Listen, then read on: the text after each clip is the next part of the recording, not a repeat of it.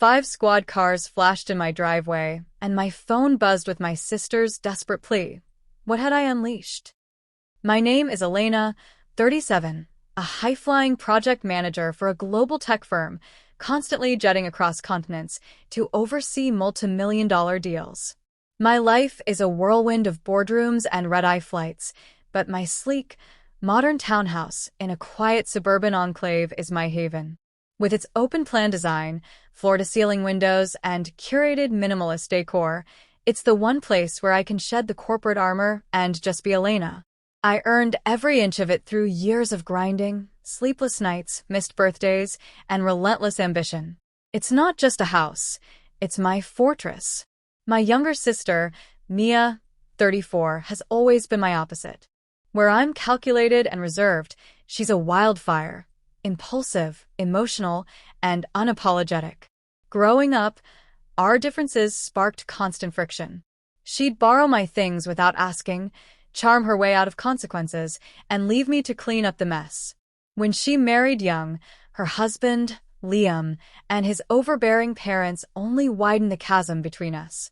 Family gatherings were a tightrope walk of forced smiles and shallow chit-chat to avoid old wounds. We'd mastered the art of coexistence until she crossed a line I never saw coming. A week ago, I wrapped a grueling project in Singapore, securing a game-changing contract for a tech giant. Exhausted but triumphant, I caught an earlier flight home, craving the solace of my couch and a glass of wine. As my taxi pulled into the driveway, my heart sank. The air felt wrong. Strange boots cluttered my pristine foyer, and a sour mix of paint fumes and unfamiliar cologne stung my nose. Muffled voices and the screech of a power saw echoed from inside. My pulse quickened. Burglars? Squatters? Then I spotted Mia's signature leopard print flats among the shoes. Dread coiled in my gut, like a snake. I crept toward the living room, my heels silent on the hardwood, and pushed. The door opened. Chaos greeted me. My custom kitchen island was buried under tools and debris. The accent wall I'd agonized over was half demolished, wires and pipes exposed like a wound. Workers hammered away, oblivious, while Mia stood in the center, directing them like a stage manager. Liam hovered nearby, nodding blankly, and his parents lounged on my velvet sectional, sipping coffee from my mugs. The audacity hit me like a slap. "What the hell are you doing in my house?" My voice was a low, controlled blade. Mia spun around, unfazed, her smile infuriatingly bright. "Elena, you're back early. We're upgrading your place, new kitchen, new bathrooms. It's a surprise. Since we're moving in, we figured it needed a family-friendly vibe. You're welcome." The words didn't compute. Moving in? My sanctuary, violated without a whisper of consent. I scanned the room, spotting no signs of forced entry. "How did you get in?" I asked, my tone ice-cold. Mia shrugged, casual as ever. "Oh, I grabbed your key at Easter and had a copy made. Family should have access, right? You're never here anyway." The betrayal crystallized my rage. She'd planned this, timed it for when I was an ocean away. I turned to the workers who'd paused, sensing the tension. "I'm Elena, the homeowner. I didn't authorize this. Stop immediately and leave. You'll be paid for today." Mia's face twisted. "You can't do that. I hired them." I ignored her, addressing the intruders, her family. "This is my house. You're trespassing. Explain yourselves, or I'm calling the police." Liam's father stood, puffing out his chest. "We're helping you. Mia and Liam can't afford their place anymore. This house is too big for one person. We're making it practical for them to live here. You should be grateful." Grateful? The word ignited something primal.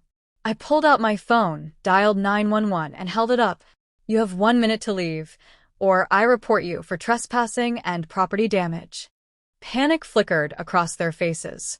Mia's bravado crumbled into whines, Liam stammered, and his parents hurled insults as they shuffled out. I paid the workers, sent them off, and called a locksmith to install state-of-the-art digital locks. Then I hired a top-tier security firm, cameras, sensors, the works. My home would be a fortress again. Days later, the harassment began.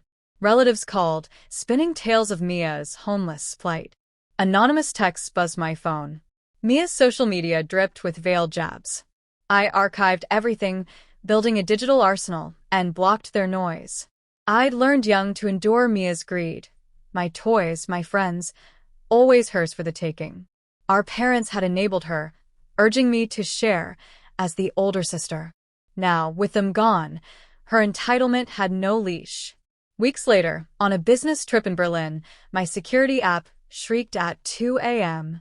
The live feed showed Mia and Liam, dressed like cat burglars, prying at my windows with a crowbar. My heart raced, but I hit record, capturing their every move. When Mia raised the crowbar to smash a window, I triggered the alarm. Sirens wailed, floodlights blazed, and they fled in terror. All recorded. I called the police, sent the footage, and flew home.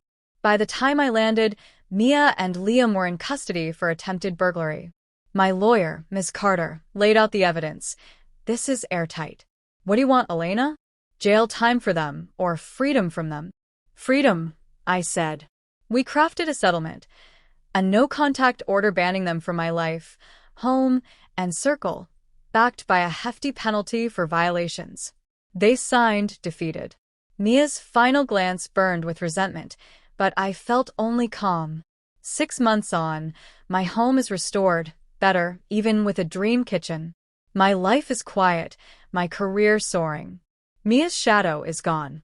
Was I too harsh? Maybe. But I fought for my peace, and I won.